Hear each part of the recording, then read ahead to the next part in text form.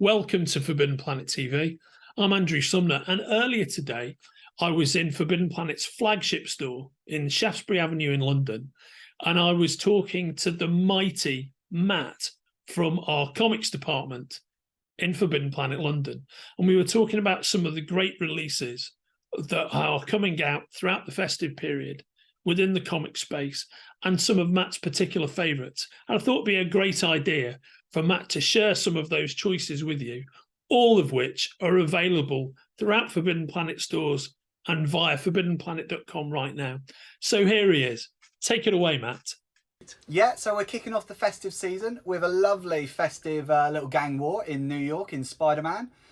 Basically, you've got Zeb Wells on writing, John Romita on art, and who draws extreme violence better than John Romita? Nobody. Basically, yeah, all the mob bosses. You've got Hammerhead, you've got Tombstone's daughter, Beetle. You've got, who else is there? Gosh, so many of them nowadays. Madam Mask, she's a big player. They're all going at it. They're going at each other. It's been boiling away for how many issues now? 39 issues in the background, different like gang feuds. And it's all coming together. And Spider-Man's got to stop it with his friends. He's got Miles. You've got Elektra Daredevil. You've got She-Hulk. I think Blade might even be in it because why not? And yeah, it's a great time. You've got all sorts of action, adventure, just everything you want from Spider-Man. Excellent, excellent, mate. Great observation about John Romita Jr. and his affinity for violence. Yeah. Well said. What's next, man? Yeah, up next, we've got something slightly different. We're going over to Cybertron, or well, on Earth, but you know, the Cybertron universe, the Energon universe, in fact, now over at Image. We've got Transformers by Daniel Warren Johnson, who's knocking it absolutely out of the park. This comic is the best-selling comic sort of on the, well, in America, in American comics at the moment. You've got Daniel Warren Johnson's art is as kinetic, as sort of visceral as ever. And because they're robots, he can basically do what he wants with them. You've got in this issue, Optimus Prime beats up another Decepticon with his own severed arm. And yeah, it's great. It's got everything you'd expect from the Transformers, the whole like crashing into Earth, waking back up, fighting each other. And then the bits that I've enjoyed the most are sort of the new elements they've added in. So like Spike Witwicky's father's got a new backstory. I won't spoil all that, of course. I'll just tease you all a little. But yeah, it's great. And this is sort of the ground floor of it. It's all part of the new Energon universe, which is expanding with... Which is Kirkman's Energon universe, right? Yeah, Kirkman's Energon universe that started in Void Rivals a few months back. And is expanding again at the end of this month with Duke #1 by Josh Williamson and Tom Riley. Excellent. What's next, Matt? Yeah, so up next we've got Titan's big event at the moment. It's Tom Taylor and Ivan Reis basically taking the Titans to the next level. They're now leading their own like line-wide crossover. Basically what goes wrong, there's a sort of Starro type character who turns up in the sky above Earth. Everyone's terrified. Beast Boy finally steps up to save the day, turns into his own sort of Starro monster, and then it all goes wrong somehow. Amanda Waller may or may not be involved. I don't know what I can say and keep myself safe when it comes to Amanda Waller, but you know, she may be pulling some strings there. It all goes terribly wrong, and Beast Boy sort of loses himself, and now he's the big Starro-shaped problem. The art by Ivan Reis, absolutely gorgeous. Can't beat Ivan Reis, obviously, since like Blackest Night. He's one of DC's top go-to artists, and Tom Taylor, yeah, just knocking it out of the park as always with humour, heart, everything you need from him. And then, yeah, we're going to move on to Petrol Head, which is a fantastic new creator-owned series published by Image at the moment from Rob Williams and Pi Pa.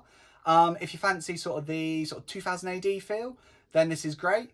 So yeah, it's 2000 AD, pitched at a more American market. You've got the main character here, Petrol Head, dressed up very festively.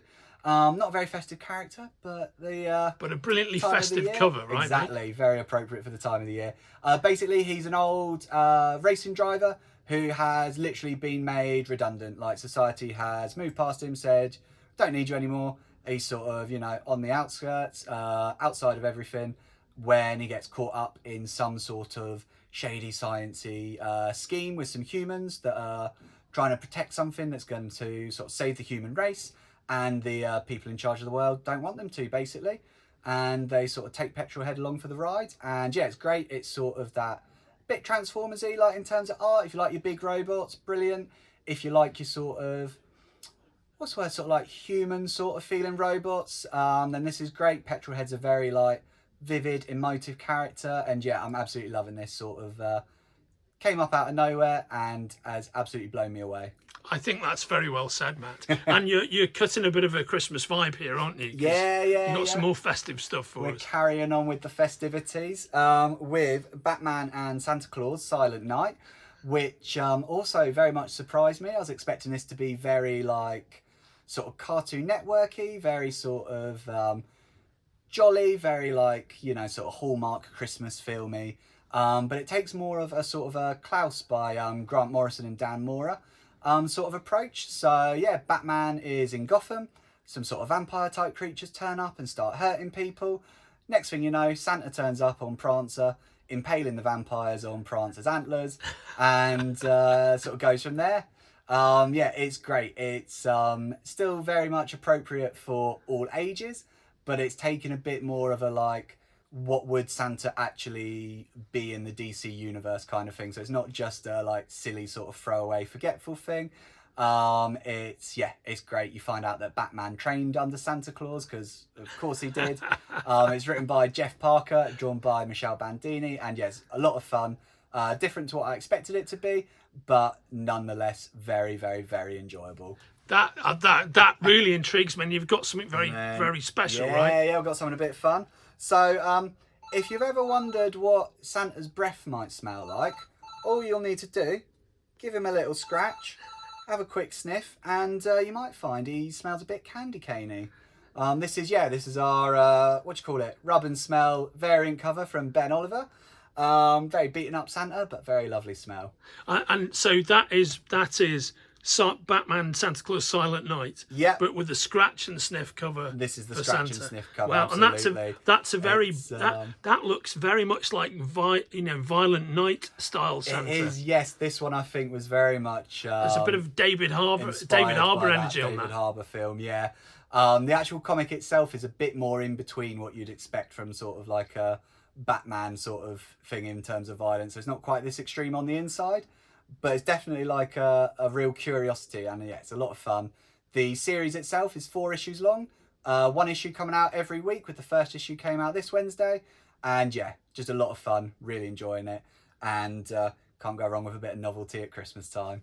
Wonderful. And on that note, mate, thank you very much, Matt. Cheers. Merry Christmas. Put it there. Merry Yay! Christmas. There we go. If you're enjoying watching Forbidden Planet TV and you're enjoying watching us talk to the world's most interesting and accomplished filmmakers, authors, artists, musicians, creators, subscribe right here. See you soon.